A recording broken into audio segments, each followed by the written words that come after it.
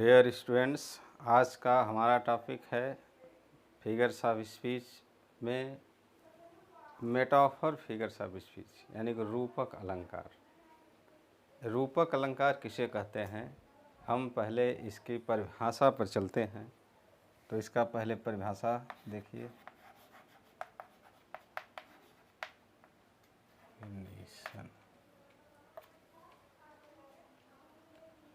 जैसे है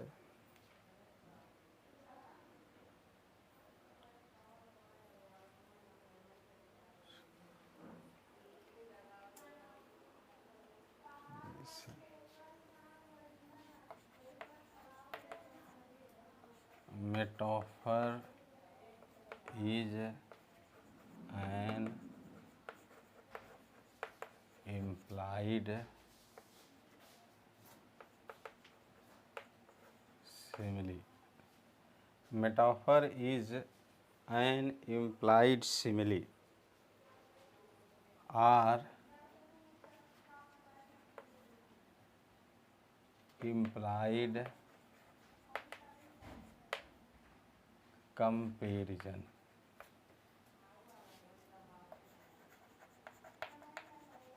or implies comparison।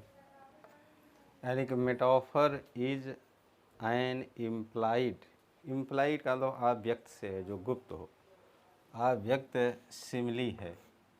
एर are implied comparison. The things compared is treated as one or same। The things compared यानी the objects or the things which compared is one or same। The words of comparison as so like are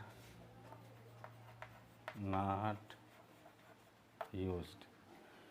तो अब इसके definitions पर व्याख्या करते हैं। देखिए, metaphor जो है वह एक तरह की वो भी सिमिली है। मेटाफर भी एक तरह की इम्प्लाइड यानी अव्यक्त सिमिली है, जो गुप्त है, छिपी हुई है, और उसका इम्प्लाइड कंपैरिजन भी होता है। कंपैरिजन भी उसी तरह गुप्त रहता है। और जो कंपेयर्ड के थिंग्स हैं वे एक समान रहते हैं या एक रहते हैं, वन और सेम रहते हैं। और दूसरी इसकी पहचान है कि इसमें कंपैरिजन के जो शब्द हैं एज, सो, लाइक, इसका प्रयोग नहीं होता है, जबकि इसके पहले सिमिली बताया गया था कि उसमें इन सब का प्रयोग होता है, और इसमें वर्ड्स ऑफ कंपैरिजन जो है इनका प्रयोग नहीं होता है। अब हम चलते हैं एग्जाम्पल पर। जैसे पहला एग्जाम्पल्स है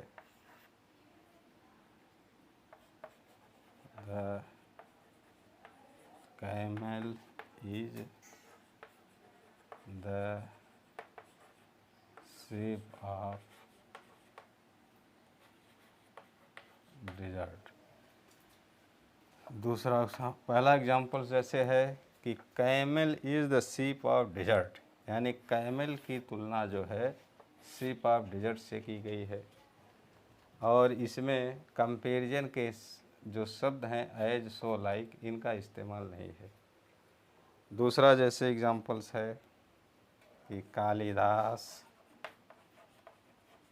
is the Shakespeare of India. जैसे यह एग्जाम्पल्स है, Kalidas is the Shakespeare of India, यानी कालिदास की तुलना जो है शेक्सपियर से की गई है। यह जो है इस कालिदास और शेक्सपियर ऑफ इंडिया की तुलना जो है की गई है, और इसमें एज सो लाइक का प्रयोग नहीं है। तो ये मेटाफर फिगर्स ऑफ स्पीच का एग्जांपल्स है। इसके पहले आपको सिमिली फिगर्स ऑफ स्पीच बताया गया था। इन दोनों सिमिली और मेटाफर में अंतर थोड़ा सा होता है। इन दोनों का अंतर जान लीजिए कि किसी भी सिमिली फिगर्स ऑफ स्पीच में एज सो लाइक हटा देने पर मेटाफर हो जाता है, और मेटाफर में एज सो लाइक का प्रयोग करके हम सिमिली बना सकते हैं। तो ये इसका अंतर है।